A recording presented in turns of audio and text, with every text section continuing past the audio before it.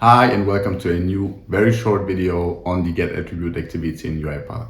If you like the video, please subscribe to the channel to be notified when I upload a new video. I hope you enjoy learning and happy automation. The get attribute activity helps to retrieve specified attributes from a defined UI node or UI element and stores them in a variable. So if we want to use it, we need to select get attribute from the activity panel. And if we have a look at the activity, we see that we need to indicate our UI element, which is our target element, and we need to give the attribute that we want to retrieve, and we can save it in an output variable. So I'm just going to give it the name attribute here. Now, before we extract or get an attribute from a UI element, it helps to check the UI element in UI Explorer before. So if we select any kind of element here on the page in UI Explorer, we're going to see on the left side in the Attribute Explorer all the attributes that are available for us for this specified UI element. So we could get, for example, the class, we could get the state of the UI element, meaning whether it's enabled or disabled, or we could get whatever, especially in terms of UI automation, for example, the ID. If we have similar elements on the same page, the ID or the name of our UI element. So, and whatever we have here, we can then specify here in attributes. We need to use quotes. And this time, for example,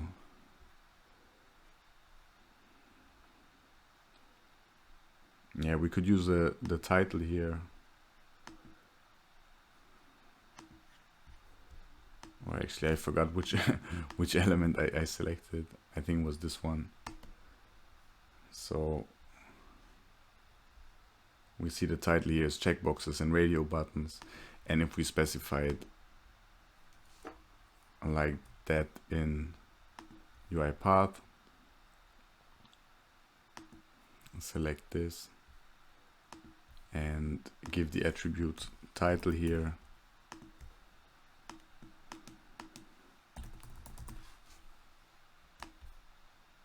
And we show our output in a message box and we run it. Then we see that we're going to get the title, which is the same as in UI Explorer. And we could do this basically for all the other attributes as well. So for example, the role, to have another example here,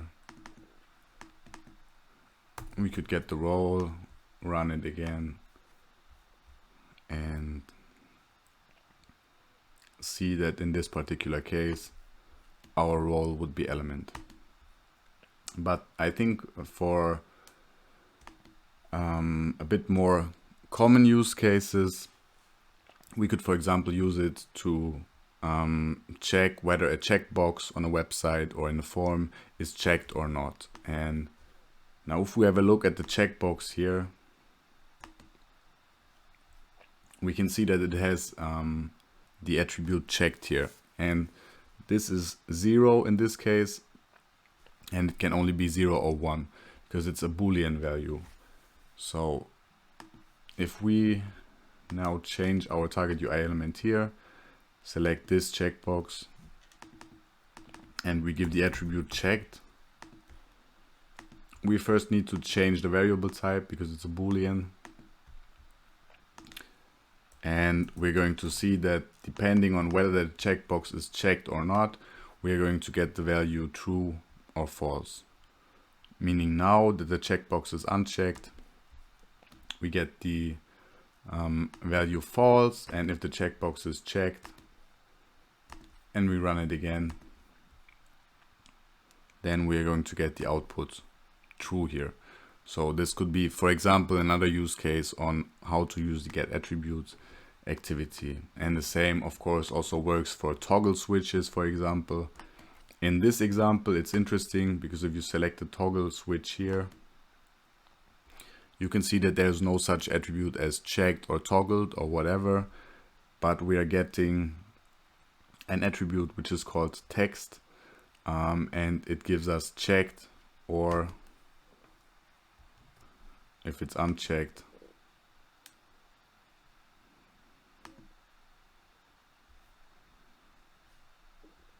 unchecked. So again, we could use this attribute in order to identify whether the toggle switch is checked or not.